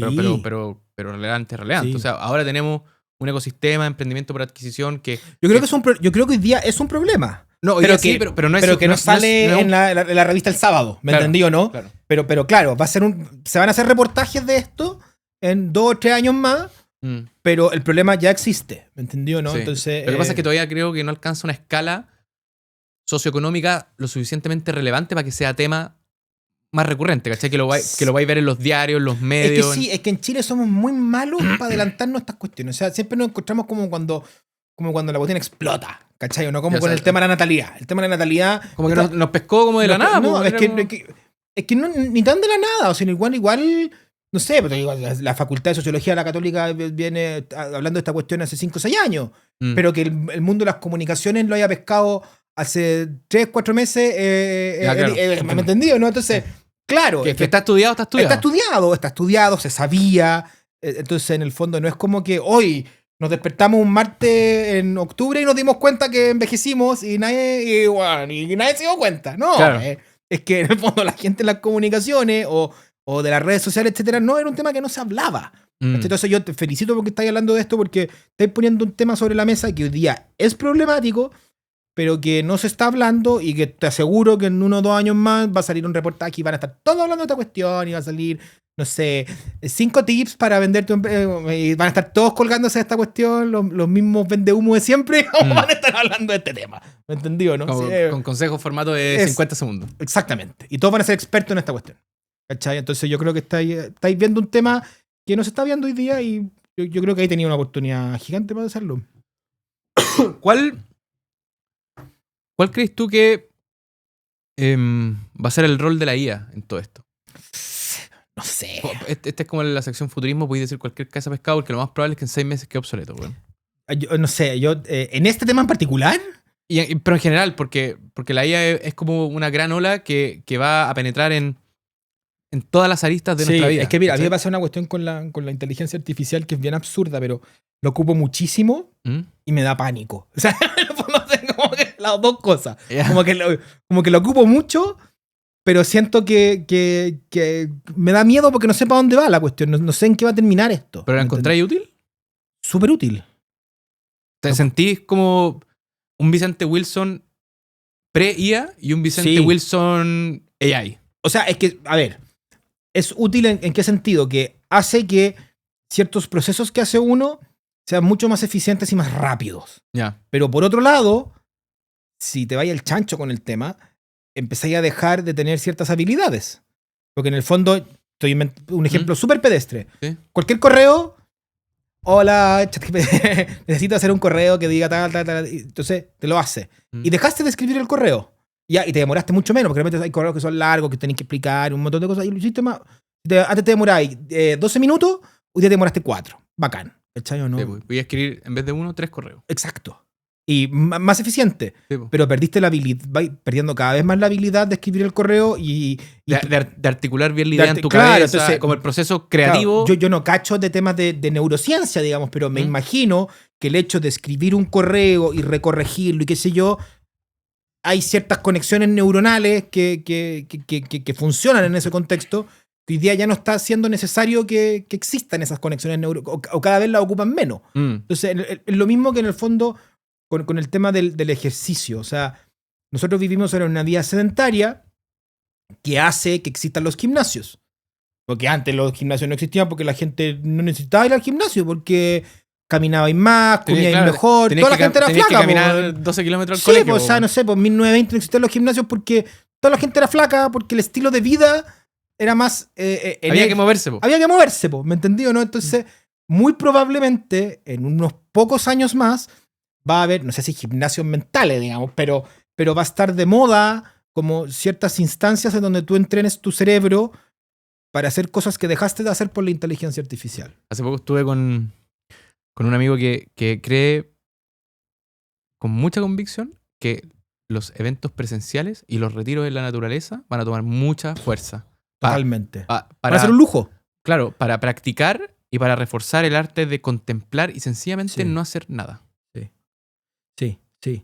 Yo te diría que esa cuestión que estáis diciendo es muy cierta. Nosotros en la Fundación Emprender la hemos visto porque nuestras cuestiones son presenciales, pues qué sé yo. Entre pares. Entre pares, qué sé yo. Entonces muchas veces como, metamos la tecnología, la cuestión, y de repente tenemos siempre como la cuestión de meterle tecnología y métrica y cuestión y qué sé yo. Y de repente es como, a ver, paremos un poco porque la gente está todo el rato con tecnologías y este es como el espacio en donde estáis hablando con un grupo de gente y no tenéis tecnología. Y lo más probable es que tenéis un lápiz y un papel y vaya a otro ritmo. Y vaya a otro ritmo, pensáis distinto. Y de hecho, mucho lo que nosotros hacemos, aquí no sé si estoy como, nada, da lo mismo. Cuando se le da consejo a las personas, cuando una persona presenta un caso, un desafío, más que en el fondo hacer como, oye, ya, ¿qué opináis tú? Es como, oye, les damos X minutos para que cada uno escriba su consejo. Y lo piense. Y después hacemos una ronda donde cada uno lo lea. Entonces, de partida... Están los tiempos. Y tú el consejo que tú das no está como manchado por lo otro que está, porque en el fondo, claro, si es así como oral, como que termináis, sería el último, como que decía un poco lo que dijeron todos y le agregáis una cosita, ¿cachai? Pero no está como lo original, ¿me entendió, no? Y lo otro, el hecho de escribir es un proceso mental distinto. Sí, totalmente. ¿Cachai? Que te ordena las ideas, o sea, lo mismo que leer en papel. Yo me he resistido, por ejemplo, a crear más o menos los temas y un poco guiar el podcast con un iPad. No, esto es una agenda, mira, para que la gente lo vea. Esto es una agenda, está escrita a mano. Sí, pero está perfecto. O sea, eso es muy distinto. Y además, o sea, yo me niego a leer cualquier cuestión, ¿cachai? Como cuando me leen así como mandan como libro en PDF. No, libro así. Libro. Pero sí, de libro físico. Y rayarlo, güey. Sí, no, libro físico, sí, no, mano. Tiene algo que te acerca a la profundidad del pensar. Sí, y de que como que el conocimiento decante en la cabeza. Sí. Y que le podáis dar una segunda vuelta. En cambio, cuando vaya así, weón, swipe y la cuestión, es como... Sí. Pero tu amigo tiene toda la razón. Yo creo que está súper acertado. O sea, las cuestiones presenciales van a ser un lujo. Ya, pero dijiste algo. Dijiste que si voy a escribir un correo, en 12 minutos ahora lo escribí en 4. Claro. Entonces, pongamos en el contexto de la empresa. Si la empresa con 40 personas podían producir tanto, ahora con 10 personas van a poder producir lo mismo porque esas personas van a estar aumentadas por ella. ¿Tú crees que, el nivel de eficiencia empresarial se va a disparar? Sí, y también va a haber o sea, sí, de todas maneras. Entonces lo he visto, los temas de diseño, o sea, ahora te hacen dibujos, o el mismo tema del Canva, que claro, no partió con inteligencia artificial, pero en el fondo ahora cualquiera puede hacer un afiche, o sea, es muy eficiente. Antes tenías que hacer, eso, un mero afiche que uno no sabe hacer y tenías que contratar a un diseñador. Sí, pues ya no. ¿Ya no? Claro. Y es brígido porque además, a mí lo que más me ha llamado la atención de la IA, que fue como muy contraintuitivo, y es que como que las cuestiones que más se vieron perjudicadas, así como de entrada, fueron las cuestiones creativas. Y era como raro pensarlo, Sí, ¿cachai? Porque en el fondo, yo he visto unas cuestiones que en el fondo hay unos programas. ¿Has usado Nano Banana? ¿De Gemini? ¿No? Es bacán. Yo una vez ocupé una cuestión que te arma canciones. Tú le dices, oye, arma una canción espectacular. Entonces, en el fondo, oye, ahí el tema creativo te lo arma muy bien la inteligencia artificial. Y uno hubiese pensado que, oye, ¿sabes que con el tema tecnológico, como que lo creativo no va a poder ser reemplazado? Mentira, lo que más rápido reemplazó fue lo creativo, ¿cachai? ¿No? Pero probablemente lo creativo de entrada que no es tan profundo y no es tan completo. Así mismo claro. Como por ejemplo hoy día, y cada vez más, y probablemente sea inevitable, pero hoy día mucho del código de software que se está escribiendo es generado por IA. Sí. Pero igual cuando se rompe o no funciona, hay alguien que tiene que saber cómo está construido para poder editarlo y seguir construyéndolo y mejorándolo hacia adelante. No, y también no hay que abusar. O sea, a mí me pasa, por ejemplo, con mis hijos, que de repente, oye, papá, cuéntanos un cuento en la noche. Pero no te dicen cómo googlear, ¿te han dicho ChatGPT algo? O sea, es que yo tengo en ChatGPT, porque tengo en ChatGPT como en proyectos. Sí, y hay una parte que son cuentos, ¿cachai? Uno que escribo cuentos, o sea, que no escribo cuentos, hago un prompt que es como, escríbeme un cuento de Pokémon donde Joaquín, Magdalena y Elisa sean protagonistas y no sé qué dice, y métele a la tortuga ninja y... Espérate. Contexto, el Vicente igual ha escrito libros, así que... Sí. En esta parte del prompting yo creo que eres mucho mejor que nosotros. Efectivamente, entonces... A mí me gusta mucho la literatura, he escrito libros, me encanta escribir cuentos, qué sé yo. Y me veo, más que yo creando el cuento, escribiéndole un prompt a la IA para contarle un cuento a los niños. Pero quizás porque me es más rápido. O sea, unos cuentos de porquería. ¿Cachai o no? En verdad, la IA hace algunos... De repente, como, o sea, ya, tú lo leí y... Pero si está como bien narrado, pero no tiene ningún... No tiene ningún sentido. ¿No? Pero si tú que tenías esa afinidad de poder...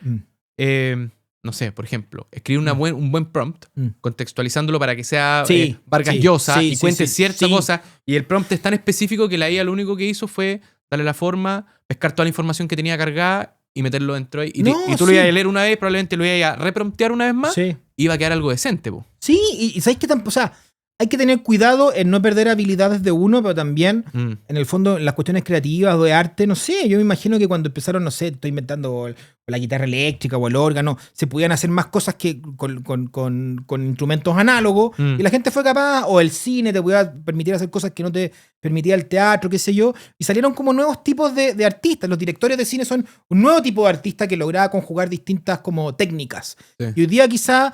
la inteligencia artificial te va a poder hacer que una persona sola, te pueda armar una película.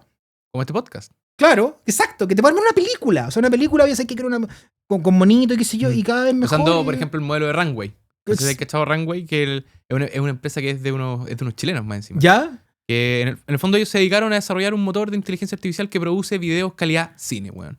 Y el modelo hoy día es mejor que el de Google, incluso. Por ahora. O sea, entonces, pero podría, con un buen prompt, no lo he usado todavía, pero podríais producir algo de una calidad que antes era... tenía que tener las cámaras de $100,000, ¿cachai? Exactamente. Entonces, claro,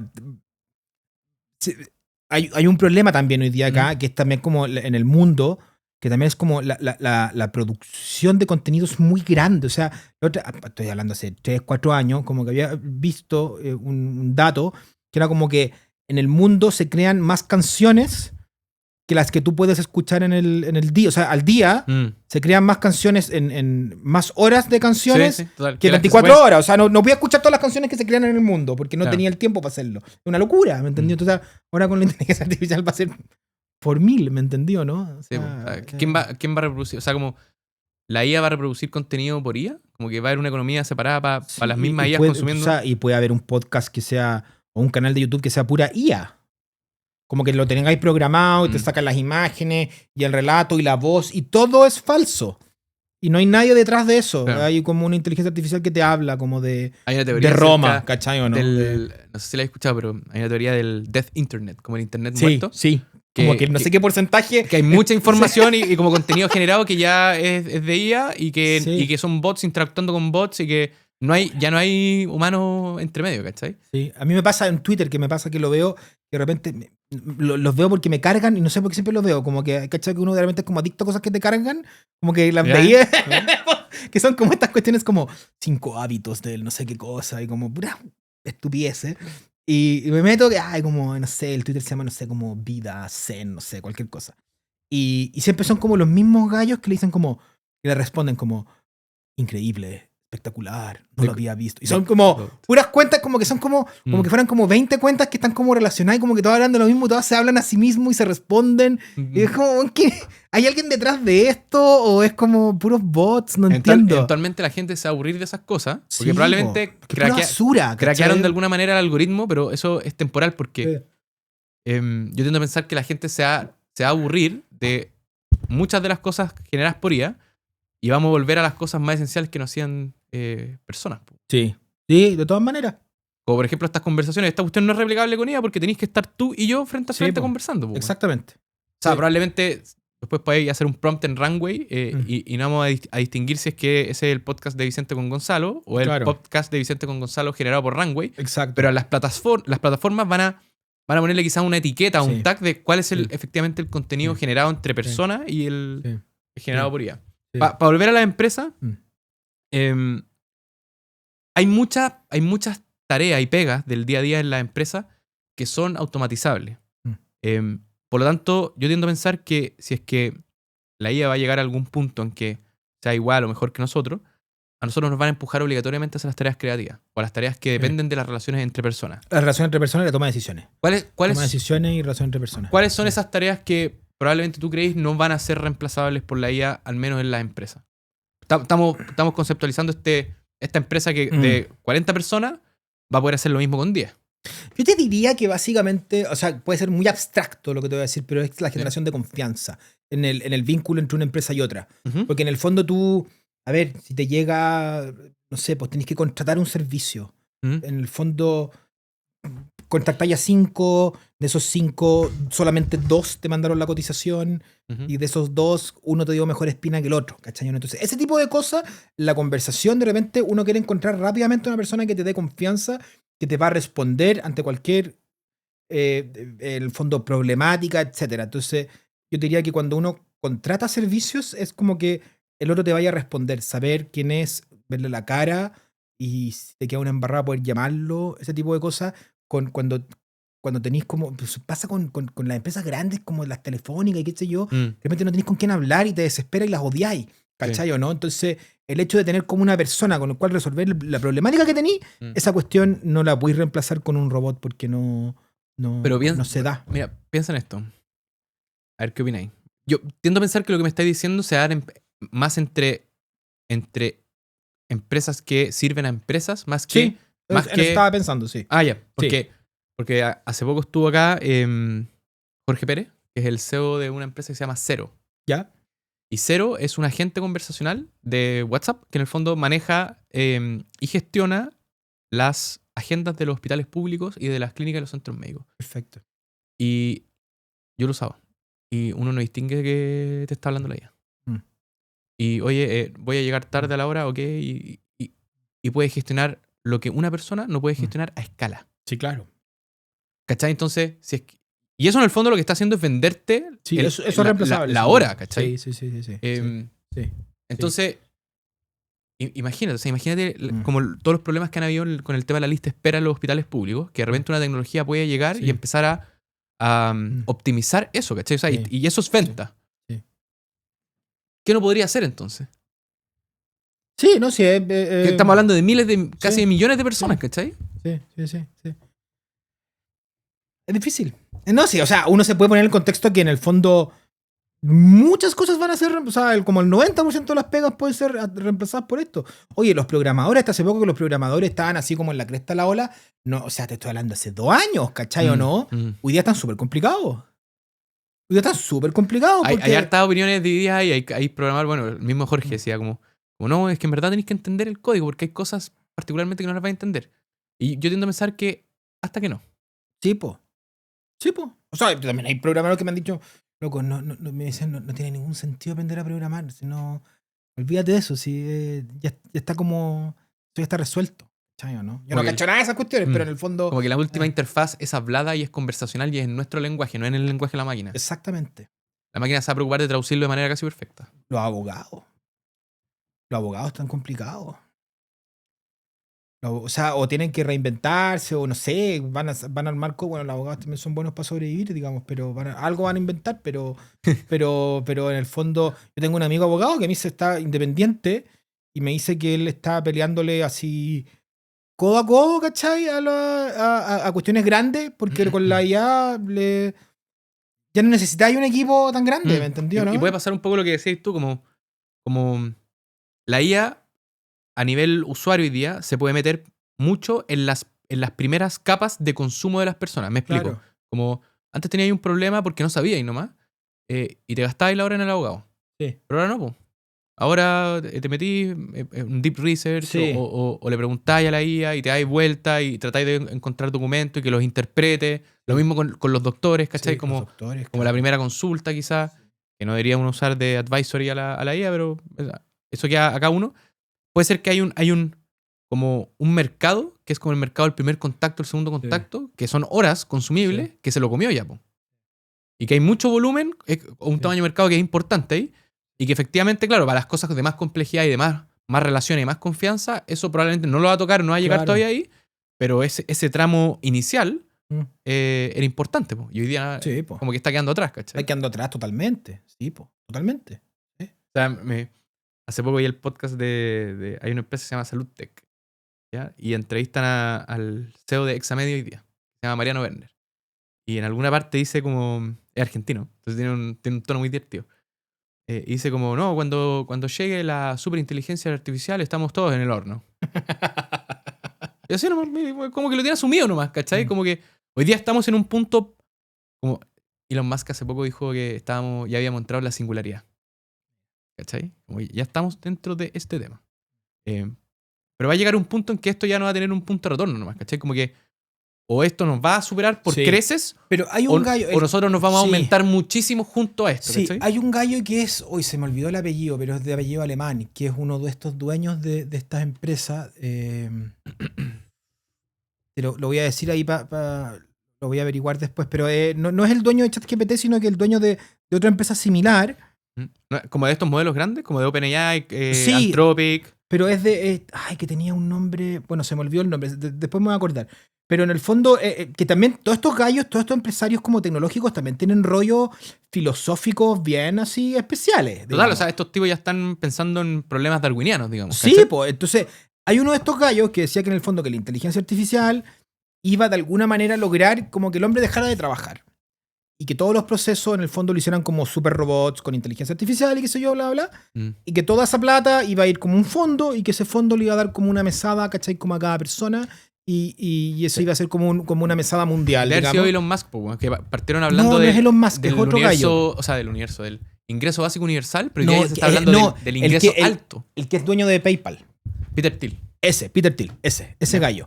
Ese gallo era el que plantea esta cuestión. Y en el fondo, ese modelo es el modelo que soñaba Marx. O sea, ese modelo ese modelo es como... Como que el comunismo podría funcionar. Sí, pues. En esa era. En esa era. Antes no funcionaba, pero, sí, pero en esa era podría funcionar. Eso lo que está diciendo Peter Thiel es el modelo marxista a nivel mundial. Así como corta, ¿cachai? Eso es. Wow. Es como nadie trabaja y tenéis como un sueldo, ¿cachai? Los robots hacen la pega. Porque además con este nivel de tecnología ya solucionaste todos los problemas base, ¿cachai? Sí, po. Solucionaste el problema de la salud, solucionaste el problema de tener un lugar donde vivir, solucionaste el problema de la educación, solucionaste... La alimentación hace rato está solucionada. La alimentación. Y después después quedan las necesidades propias del ser humano que obviamente son escalables, bueno, al infinito. Pero igual va a tener tecnología para poder suplirlas probablemente. Sí, pues. O sea, ya todo está como muy barato. O sea, en el fondo, el tema de la alimentación y vestuario, que era un tema... Y curiosamente estábamos hablando que el kilo estaba caro. Sí, pues exactamente. No es real, ¿me entendió? ¿No? O sea, ya es real si es que, no sé, le compráis un montón de cosas a la guagua, ¿cachai? Evidentemente, pero así como en lo fundamental, o sea, es más barato que hace 50 años, ¿cachai? Y menos riesgoso, o sea, sí, pues. Si se enferman, no se van a morir. Exactamente. O lo más probable es que no se mueran. Claro. Entonces, en el fondo... sí, hoy no sé, esos temas a mí igual me dan miedo porque como que los vamos a vivir. La gente cree que no los vamos a vivir, pero los vamos a vivir. O sea, de todas maneras, o sea, lo estamos viviendo, ¿cachai o no? Sí, entonces... No es inteligente aún porque, yo lo he dicho acá, no. Esto es algo que es una tecnología reactiva. Todavía depende de que nosotros le digamos las cosas que hay que hacer o que queremos hacer. Sí. Pero en el momento en que eso cambie, por algún motivo que me cuesta imaginar cómo lo podríamos solucionar, pero que pasa a ser proactiva. Un Terminator. Y mucho mejor que nosotros, o sea, tenemos un repertorio amplio de películas, series y de... Es que a mí me pasa eso con la inteligencia artificial. ¿Cómo? ¿Por qué lo hicimos si sabemos lo que va a pasar? Claro, ¿cachai? Como que Elysium, Yo Robot, Terminator, como... Westworld, no sé si viste esa serie. Y sabemos lo que va a pasar. Está lleno de ejemplos, pues, weón, ¿cachai? ¿Para qué meternos ahí? No, porque la curiosidad mata al gato, pues. Sí, tal cual. Esa es nuestra naturaleza. Sí. Vamos, cerramos con el tema de Fundación Emprender. Sí. Fundación Emprender, 25 años de Arica a Punta Arenas. Sí. ¿Cuál crees tú que es? Porque hoy día la propuesta de valor, claro, es acompañar a los empresarios con este sistema de peer learning en sus desafíos, ¿cierto? ¿Cuál crees que es la propuesta de valor de aquí al futuro o cómo te lo imagináis? Yo creo que mucho con lo que hablaba tu amigo, ¿eh? Yo te diría que en el fondo esto de que cada vez va a ser más un lujo estar en contacto con una comunidad en la cual te sintáis seguro, en confianza, para poder conversar y hablar de los temas que no conversáis con nadie más. Los temas que son como tabú, prohibidos. Sí, lo que en el fondo, y nosotros también siempre decimos los grupos, y aquí la capa de superhéroe queda fuera de la sala de reunión, digamos. O sea, claro. Aquí, porque en el fondo pasa mucho también en el tema empresarial que son todos campeones, son todos bacanes, ¿cachai? E incluso los fracasos como que los vendís como una cuestión bacán, que aprendí la cuestión y de repente no, de repente estáis, bueno, no sé qué hacer y no tengo idea y ayúdenme, ¿cachai o no? Porque hoy día todo es éxito, o sea, como que hasta el fracaso te lo venden como éxito, todo es taquilla, todo es como... Es espantoso, ¿me entendió, no? El éxito es éxito, el fracaso es éxito. Claro, entonces es todo falso, ¿me entendió, no? Entonces es todo falso. No lo había pensado así, bueno. Pero se da harto así, ¿no? Si es como todo así como... ¿Cachai? Como yo que fracasé y ahora soy exitoso, no sé, bueno, en fin. No quiero decir nombres porque Chile es chico, pero... Pero en el fondo hay mucho de eso. Entonces, en el fondo, esto es claro, un espacio en donde de verdad podéis como hablar las cosas muy en confianza, con gente que te va a ayudar, que todos han vivido lo mismo. Entonces, es como normal, es como natural. Yo diría que esa es como la propuesta de valor, que no es ni empaquetado ni es winner, ¿cachai? O no es normal. Y que no es full tecnológico. Claro, es común y corriente, ¿cachai? O no, eso, yo diría que eso la gente lo agradece. La gente se hace amigos, ¿cachai? Y duran en el tiempo. Y es de Arica a Punta Arenas, weón. Sí, pues, sí. ¿Cómo lográis eso? O sea, nosotros hoy día, ahora gracias a la Cámara de la Construcción, podemos llegar también a muchos, porque con la Cámara de la Construcción trabajamos hace muchos años.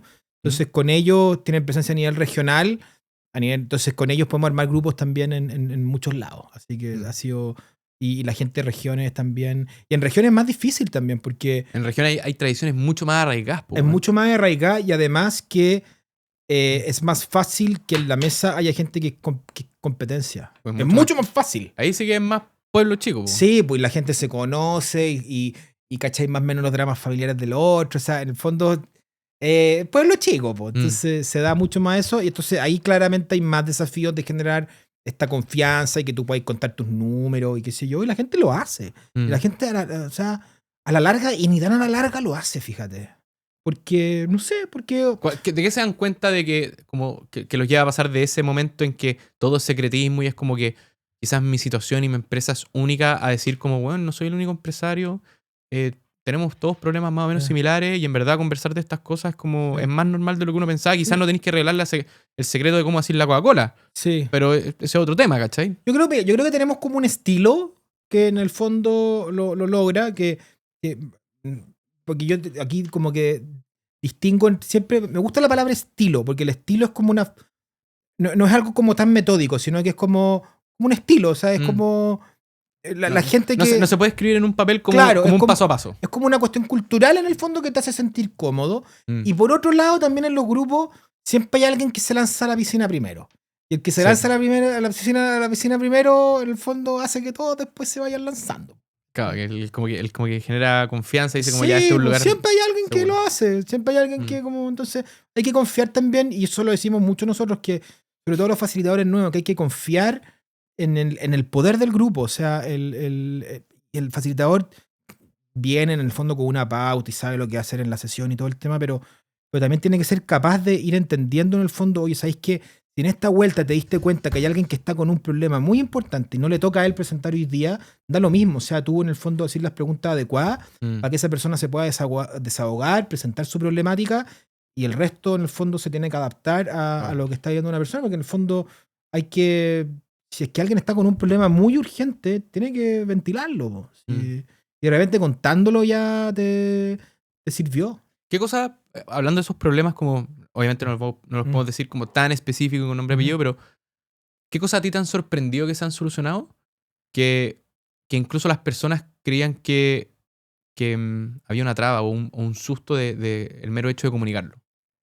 Y quizás la solución era más simple de lo que uno pensaba. Como que no era el fin del mundo. O sea, de todo, o sea, desde problemas con socios, adicciones, enfermedades, o sea, problemas familiares fuertes, quiebras, ¿cachai? Quiebra, en el fondo que te diste cuenta, o el grupo se dio cuenta que iba a quebrar. O sea, y tú todavía no lo veí. No lo veía ahí. Y te ayudaron a quebrar bien, pues. Oh. Porque hay quiebras buenas y quiebras malas, pues. Sí, po. ¿Cachai? Entonces, puedes terminar bien, tranquilito, puedes terminar en capuchino, po. Tanto a nivel personal como capuchino físico. Claro. Sí, porque hay una parte espiritual que te rompe la autoestima y que en el fondo... Exacto. Sí, entonces, efectivamente, o sea, hay gente que quiebra, pues, y es parte de la vida y por eso también por eso también atendemos personas y no empresas, porque en el fondo una persona que quiebra se puede reinventar y hacer otra empresa y sigue en el grupo también. Pues, o sea, así estamos atendiendo a la persona y lo ayudamos a quedar bien. O le dimos cuenta que su negocio no daba para más, o no le calentaba a la persona, y se quiere dedicar a otra cosa también. Y el grupo le dice, ¿por qué no te vas Claro, y el tipo se da cuenta que ese no es el fin. Y no es el fin de él y de su identidad como empresario. Claro, como sí, pues, o sea, muchas veces, o sea, me pasó hace poco, en el fondo, había una persona que estaba contando como los temas que tenía en su empresa, que era como una persona que en el fondo era socia de una empresa y tenía como un cargo gerencial y todo el tema. No era como el único dueño. Y estaba presentando la problemática, qué sé yo, y ¿por qué seguía ahí? O sea, en el fondo es como, ¿por qué seguía en esa empresa? Y él esperaba que le dieran como una recomendación así como más técnica. Claro, y la cuestión tenía que ir mucho más atrás, mucho más fundamental. Porque entonces cuando ya te conocen, te hacen ese tipo de preguntas. ¿Me entendió, no? Y te las preguntas y tú tienes razón, ¿por qué sigo acá?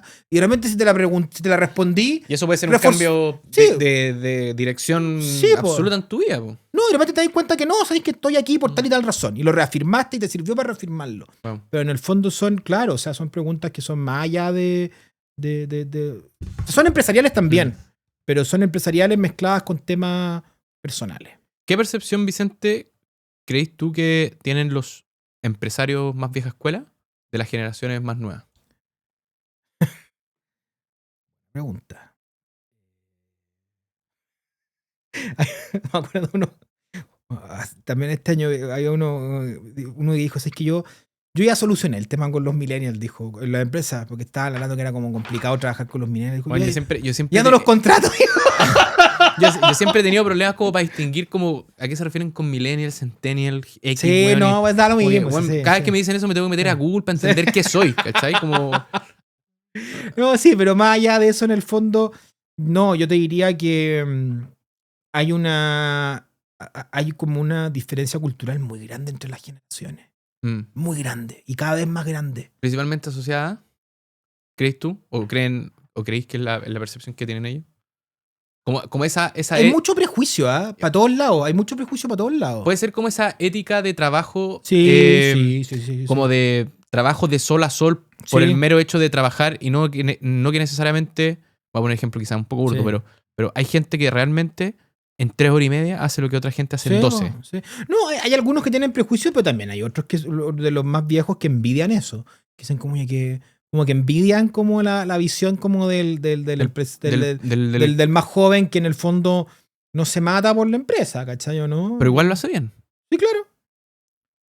Sí, por supuesto. Eso es lo que, probablemente eso es lo que más duele, porque es como, puta, este weón en 3 horas y media hace lo que yo hago nuevo. Weón. Puede ser, claro. Sí. Y yo no lo paso tan bien.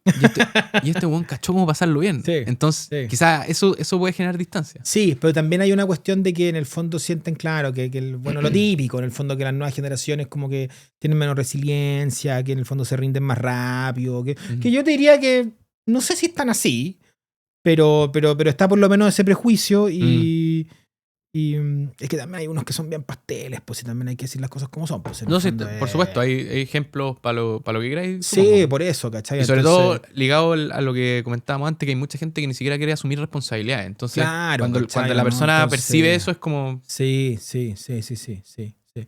Pero mira, yo te diría que en general cuesta, o sea, a las distintas generaciones les cuesta mucho hablar entre ellas. Yo creo que también ahí hay un tema de un desafío grande como o sea, yo lo veo en mi caso, o sea, yo tengo 38 años y para mí, no que tengo 38 años, siento que tengo como mucho más afinidad para hablar con alguien de 70 que con alguien de 20 o de 18. Porque con alguien de 18 como que ni siquiera podemos hablar de música, porque en el fondo yo no entiendo qué están escuchando las nuevas generaciones.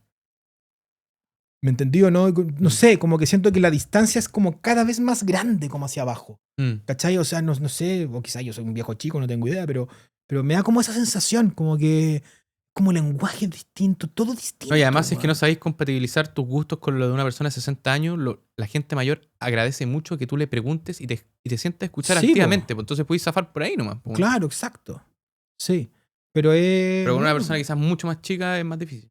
Más difícil, sí. Y yo creo que hay abismos de diferencia como culturales entre las generaciones cada vez más. Y hay muchos roces también por eso. No hay diálogo, no se conectan en el fondo. Por una generación entre 30 y 40, 40 y 50, esa con la generación más 60. Porque la No, con eso sí. 50-60 me imagino que es como que viene justo después, ¿cachai? Sí, entonces son como mucho más... Sí. No sé si la palabra es compatible, bueno, pero Sí. me entendía lo que voy. Es Sí, como estas que tienen más distancia, pero estos no Sí. son tan jóvenes, Claro. como para caer el problema que decís tú del Sí. cabro como de 12 años, que en Sí. verdad no sabéis si Sí. siquiera usa TikTok o ya usa otra cosa, ¿cachai? Exacto. Sí. ¿Esos dos se logran comunicar hoy día? No tanto, fíjate. No tanto. Yo creo que ahí hay un problema. Hay cada vez más, o sea, sí, hay muchas diferencias entre las generaciones. Yo creo que hay un problema grande. Por lo menos en la fundación, nosotros vemos que cuando los grupos tienen distintas edades y qué sé yo, y en un formato así cuidado y todo el tema. Y bien facilitado. Y bien facilitado, sí, pues se da, ¿me entendió? No se da. Pero ese es un contexto especial, no se da tanto como en contextos naturales, ¿cachai? Entonces, hay un desafío súper grande. ¿Cuál crees que puede ser la solución? No sé si hay solución, fíjate. Alfredo René dijo alguna vez acá, me atrevo a citarlo. Bueno. Dijo algo así como no hay una solución evidente, es una oportunidad, una cosa así. Sí, yo estoy de acuerdo, ¿me entiendes? O sea, exactamente. Y no sé si de repente hay cosas que no tienen solución nomás. Y no es tan terrible, como que son procesos, ¿cachai? ¿No? O sea, como que son tensiones que también generan cosas, entonces no hay que buscar una solución a todo, yo creo. ¿Alguna cosa extra, Vicente, que queráis decir? No. ¿Agregar? No. ¿Algún tema que nos haya quedado en...? No, que hay que tener cuidado con la inteligencia artificial nomás, o sea, como utilizarla con respeto. Con respeto, o sea, como con cierto temor. Yo la ocupo con temor.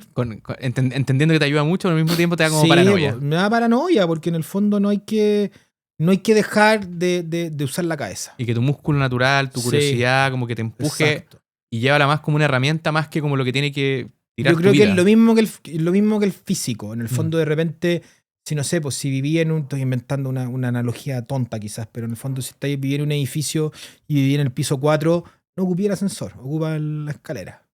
Va a llegar más rápido por el ascensor y va a llegar más tranquilo.